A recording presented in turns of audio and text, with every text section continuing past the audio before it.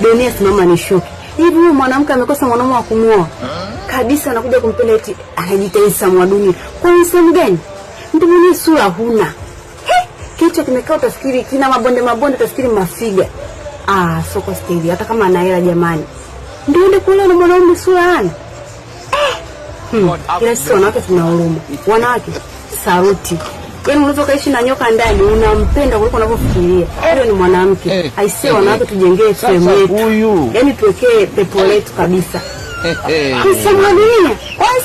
Huyu dada unaweza sema amewaamulia ma superstar, na tunaona sasa amekuja na kauli mpya na kusema kwamba wanawake wana huruma. Kwa nini? Ni kutokana na kitendo cha huyu mrembo kutoka Kigoma kukubali kufunga ndoa na Handsome wa Dunia. Basi amekuja kwenye mitandao yake mbalimbali, na kama tunavyojua naye ni maarufu, so kitoto ana namba kubwa sana kwenye mitandao ya kijamii.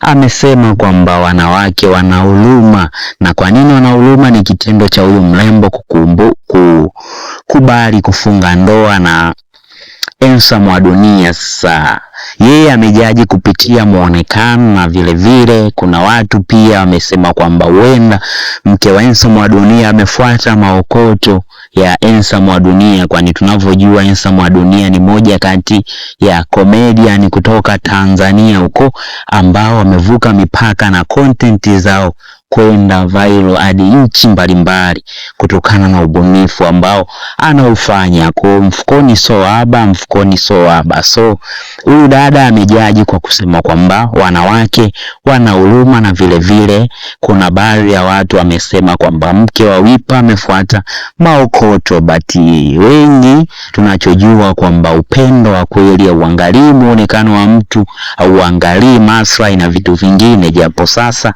dunia iko kasi sana, lakini sisi tunachoamini ndoa imepita na bwana Handsome wa Dunia sasa ana mke wake. Kwa vingine vinavyoendelea ni maneno ya ziada tu, ama maneno ya namna gani ama pale na pale, lakini kinachojulikana bwana Handsome wa Dunia amechukua jiko. Na maoni gani upande wa nani? Unaunga mkono Handsome wa Dunia na mkewe, ama na wewe ndo unasema kwamba mkewe kuna namna fulani au namna mbili hivi amefuata kwa Handsome wa Dunia? Andika komenti yako tujifunze.